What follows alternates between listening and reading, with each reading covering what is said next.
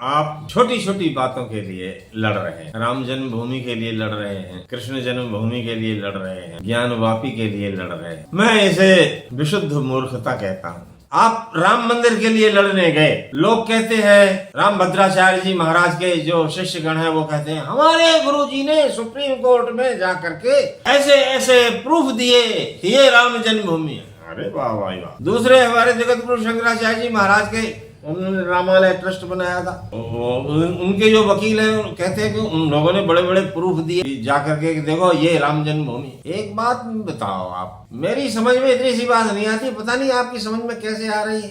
जिनके सामने आपने प्रूफ प्रस्तुत किए कि ये राम जन्मभूमि, क्या वो लोग उस प्रूफ को मानते हैं कि ये प्रूफ है? कहते हैं वो मान लिया, अच्छा ये भागवत है, भागवत में प्रूफ है, वो मान लेंगे भागवत को प्रूफ, वो रामायण को प्रूफ मान लेंगे, वो वेदों को प्रूफ मानते हैं। वेदों के प्रामाण्य को वो लोग स्वीकार करते हैं क्या? नहीं करते। अरे भाई, जो लोग न्यायालय में बैठे हुए हैं उन्होंने संविधान की रक्षा की कसम खाई है, शपथ ली है, वो संविधान को प्रमाण मानते हैं। वो आपके वेदों को प्रमाण नहीं मानते, वे आपके पुराणों को प्रमाण नहीं मानते। आप ये राम जन्मभूमि है, ये कृष्ण जन्मभूमि है, राम हुए कृष्ण हुए, ये किससे सिद्ध करोगे आप? अरे आप अपने ग्रंथों से ही सिद्ध करोगे ना। तो इन ग्रंथों के प्रामाण्य को वो लोग स्वीकार करते हैं क्या? नहीं करते। तो जैसे कोई मुसलमान है वो कुरान को प्रमाण मानता है, वो उसके आगे हम भागवत ले जा करके रखें और कहेंगे देखो भागवत में ये लिखा है, वो क्यों मानेगा? वो भागवत को प्रमाण मानता ही नहीं है। आप भागवत को प्रमाण मानते हो, आपके सामने मुसलमान आकर के कोई कहे कि देखो कुरान में ये लिखा है इसलिए ऐसा मानो,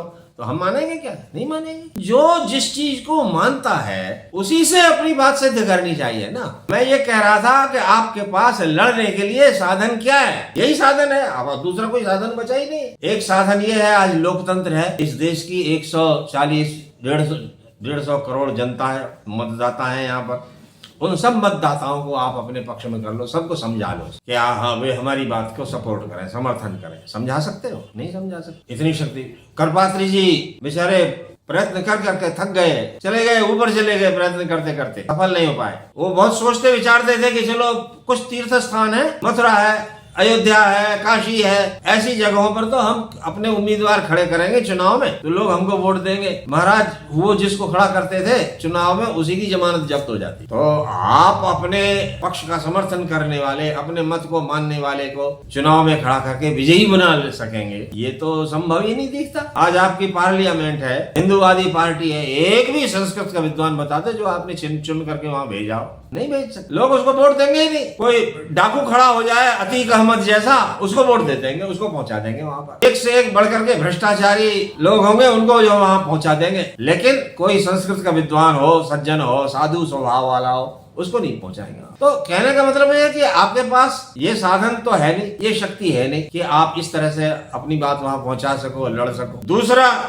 दूसरी शक्ति ये है, जैसे अभी किसान आंदोलन हुआ, लोग सड़क पर बैठ गए घेर करके, बोले कानून वापस लो और नहीं तो हम पूरी दिल्ली को घेर लेते हैं ट्रैक्टरों से। और सरकार झुक गई, सरकार को मानना पड़ा। जो कानून पास कर दिया था पार्लियामेंट ने, उस कानून को वापस लेना पड़ा। तो ये शक्ति का ही तो प्रदर्शन था, ये शक्ति का प्रभाव था। वो शक्ति है आपके पास में, आप गोहत्या बंद करा सकते हो। इसी शक्ति का प्रदर्शन करके गोहत्या बंद करवा लो आप। इस देश में करोड़ों साधु हैं, लाखों कथावाचक हैं, सब लोग इस शक्ति का प्रदर्शन करके गोहत्या बंदी कानून बनवा लो। नहीं बनवा सकते। जो शक्ति होती है चुनाव लड़ करके अपनी बात को सिद्ध करने की, वो शक्ति भी आपके पास नहीं है। आंदोलन करके जो बात मनवाई जा सकती है, वो शक्ति, आंदोलन करने की वो शक्ति भी आपके पास नहीं है। अरे भाई, कम से कम बोलने की तो शक्ति है, आप बोल तो सकते हो।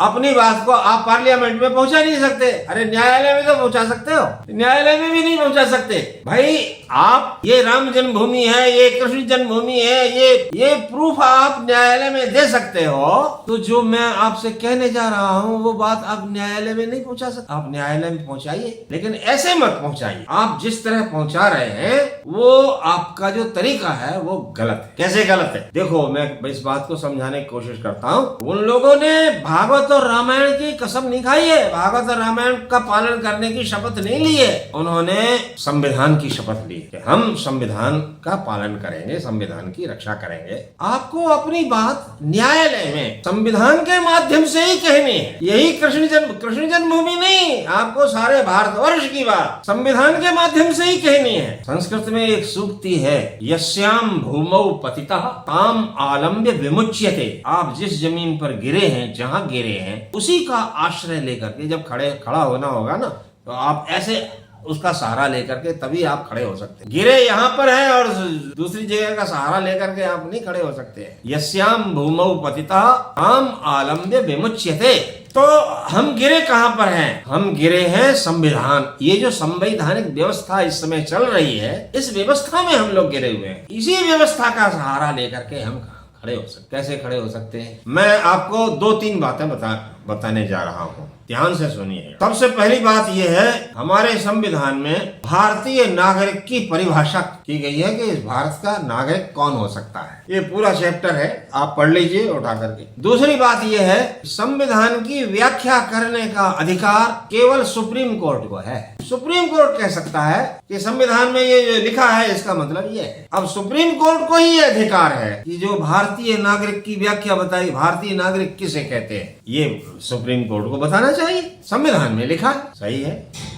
संविधान में ये लिखा है कि भारतीय नागरिक किसे कहते हैं। उसमें तारीख दी हुई है, इस तारीख से पहले जो लोग पैदा हुए हैं यहाँ पर, वो भारतीय नागरिक माने जाएंगे। अमुक अमुक प्रक्रिया के अनुसार जो भारतीय नागरिकता के लिए आवेदन करेगा, भारत की सरकार उनको भारतीय नागरिकता देगी, वो भारतीय नागरिक है। लेकिन आप एक बात सोचिए, क्या वो असली भारतीय नागरिक है? अब आप कहोगे ये क्या मसला आ गया भाई, ये कौन सा बवाल आ गया, असली भारतीय नागरिक? अरे भाई, असली भारतीय नागरिक होता है। संविधान में जो भारतीय नागरिक की परिभाषा दी गई है वो ठीक है, मानता हूँ कि वो भारतीय नागरिक है, लेकिन वो असली भारतीय नागरिक है या नकली भारतीय नागरिक? आप कहोगे ये असली नकली भी होता है क्या? क्यों नहीं होता है? संसार में कोई ऐसा पदार्थ नहीं है जिसके असली और नकली दो भेद ना होते हो। आप व्यवहार में नोट का प्रयोग करते हैं ना, रुपया, 10 रुपए की नोट, 20 रुपए का नोट, 100 रुपए की नोट, 2000 की नोट, 500 की नोट, ये नोट प्रयोग करते हैं कि नहीं? वो एक असली होता है नोट, और नकली भी होता है कि नहीं होता है? नोट असली होता है और नोट नकली भी होता है। आप व्यवहार में जितनी वस्तुएं हैं उन सबका देख लो, असली भी है नकली भी है। दूध पीते हैं, दूध असली दूध भी होता है और नकली दूध भी होता है। घी असली भी होता है, नकली भी होता है। शहद असली भी होता है, अरे असली ब्राह्मण होता है तो नकली भी ब्राह्मण होता है। हर एक वस्तु के दो रूप होते हैं, एक असली है, एक नकली है। अरे लोग कलेक्टर नकली बन जाते हैं, एक असली कलेक्टर होता है, एक नकली कलेक्टर होता है। लोगों को धोखा देने के लिए नकली का प्रयोग होता है। जो ओरिजिनल है उसकी नकल करके बनाई गई चीज वो नकली भी चीज होती है। तो जब हर चीज के असली और नकली दो रूप होते हैं तो भारतीय के असली और नकली रूप नहीं होंगे। एक असली भारतीय होता है, एक नकली भारतीय। लेकिन अब बात यह है कि आपके संविधान में भारतीय नागरिक कौन है ये तो लिखा है, लेकिन असली भारतीय नागरिक कौन है ये बात नहीं लिखी। आप सुप्रीम कोर्ट में जाकर के जन्मभूमि के लिए लड़ने से अच्छा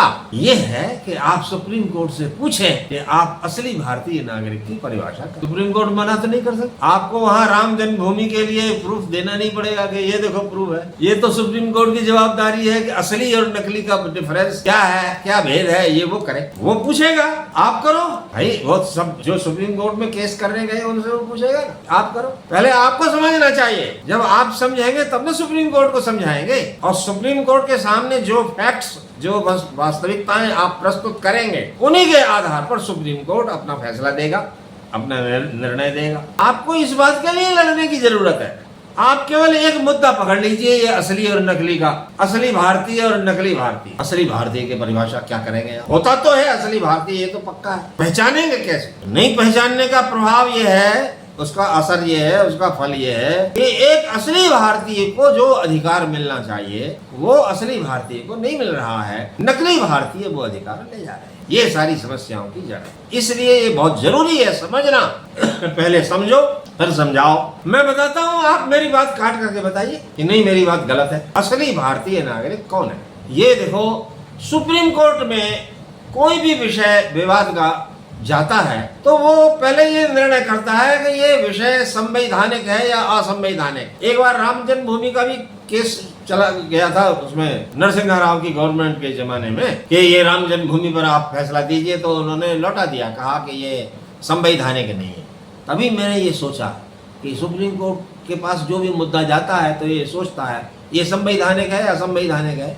इस पर वो फैसला देता है। संवैधानिक है, असंवैधानिक है, इसका फैसला कैसे होगा? इसका फैसला ये भी निर्णय हो सकता है कि यह संवैधानिक असंवैधानिक। मैं बताता हूँ आप, संविधान इस देश को भारत मानता है। ये मूल है, ये मूल। संविधान का प्रारंभ ही इस बात से होता है, इंडिया दैट इज भारत, ये भारत है। अगर आपसे ये भी छूट गया तो आपके पास कुछ भी नहीं बचा है। यही वो चीज है जिसको आप पकड़ करके और अपनी बात को मनवा सकते हो।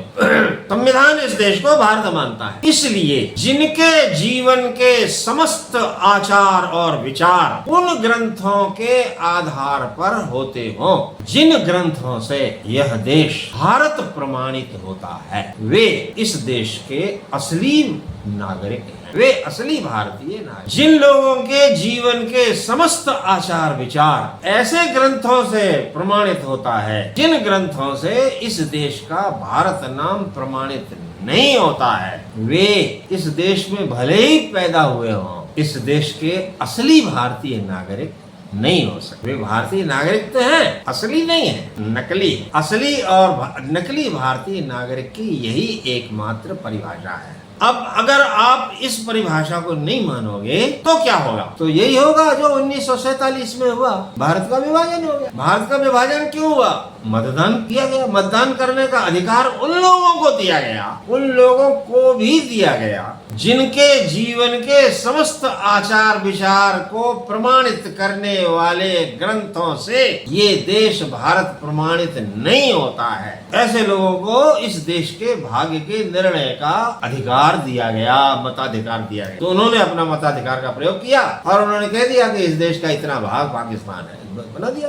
आज भी उन लोगों को मताधिकार मिला। जब तक आप इस विषय को कोर्ट में नहीं उठाएंगे, जब तक आप इस विषय को बहस का मुद्दा नहीं बनाएंगे, तब तक कुछ नहीं हो सकता। क्योंकि वो तो आश्वस्त होकर के बैठे हैं कि जिस दिन हमारा बहुमत होगा उस दिन, और होना ही है उनका बहुमत। 1947 में उनका कितना मत था, उनकी संख्या कितनी थी, आज कितनी संख्या है? आज आप देख लीजिए, इतनी अल्पसंख्या के होते हुए भी वो हावी हो रहे हैं आपके ऊपर। तो जिस समय उनकी बहुसंख्या हो जाएगी, इस समय क्या होगा? इसलिए आपके हाथ में अभी मौका है। आप गलत विषयों पर, गलत मुद्दों पर लड़ने की बजाय सही मुद्दों पर लड़िए। असली भारतीय और नकली भारतीय की परिभाषा को सुनिश्चित करवाइए। ये बात निश्चित सुनिर्णित होनी चाहिए कि असली भारतीय कौन है और नकली भारतीय कौन है। और ये बात निश्चित है, ये जो मैंने परिभाषा बताई है, इसकी काट किसी के पास कोई नहीं बोल सकता है इसके खिलाफ, यदि वो संविधान को मानता है तो। और कोई ऐसा नहीं है माई का लाल जो ये कह सके कि मैं संविधान को नहीं मानता। एक विषय तो ये है। दूसरा विषय, यस्याम भूमौ पतितः ताम आलम्ब्य विमुच्यते। जिस भूमि पर आप पतित है उसी का आश्रय लेकर के आप वहां पर खड़े भी हो सकते। आप कहाँ गिरे हुए हैं? इसी संविधान की व्यवस्था पे गिरे हुए हैं। इसी संविधान का आश्रय लेकर के आप खड़े भी हो सकते। ये संविधान सबको अपने अपने धर्म पालन का अधिकार देता है। मैं इस बात को बार बार कहता हूँ, धर्म पालन का अधिकार देता है, अधर्म पालन का अधिकार नहीं देता। तो आप का कर्तव्य है कि आप पूछे सुप्रीम कोर्ट से जाकर के, संविधान जिस धर्म के पालन का अधिकार देता है उस धर्म की डेफिनेशन आप बताइए। जैसे असली भारतीय नागरिक की डेफिनेशन आपको सुप्रीम कोर्ट से पूछनी चाहिए, ऐसे ही वो धर्म जिस धर्म के पालन का अधिकार, उसकी आड़ में ये लोग कोई इस्लाम का पालन कर रहा है, कोई ईसाइयत का पालन कर रहा है, कोई किसी का पालन, सब अपनी अपनी मनमानी कर रहे हैं। और सब यही कहते हैं कि संविधान ने हमको हमारे धर्म के पालन का अधिकार दिया है। ठीक है, धर्म पालन का ऐसा नहीं लिखा है कि सब अपने अपने धर्म पालन का अधिकार दिया है। ये कहाँ लिखा है कि आपको, आप जो मानते हो उसको मानने का अधिकार। कोई इस देश को भारत नहीं मानता है तो ये मानने का अधिकार संविधान ने दिया है क्या? ये पूछना है। संविधान सबको अपने अपने मत को मानने का अधिकार देता है, ठीक है। किसी का मत ये मानता है कि ये देश भारत नहीं है, तो क्या ये मत को मानने का अधिकार संविधान देता है क्या? नहीं देता है। इसे मानना पड़ेगा। संविधान उसी मत को, उसी धर्म के पालन का अधिकार इस देश के असली नागरिकों को देता है जिस मत के प्रतिपादक ग्रंथों से यह देश भारत प्रमाणित है। ये दूसरी बात। अब तीसरी बात में, जो लड़ना है ना, तो लड़ने के लिए हथियार है ये। अगर आपने इन हथियारों का उपयोग नहीं किया तो इतिहास जरूर इस बात को लिखेगा कि हथियार होते हुए भी और हिंदू हार गए, नहीं लड़ पाए। सब सोशल मीडिया पर इधर उधर लोग कहते रहते हैं हिंदू एक हो, एक हो। मैं कहता हूँ अरे एक होकर करोगे क्या? क्या करना है पहले इस पर तो विचार करो। सबने एक होकर वोट दे तो दिया, क्या हुआ? धर्म की आवाज चैनल को सब्सक्राइब अवश्य करें।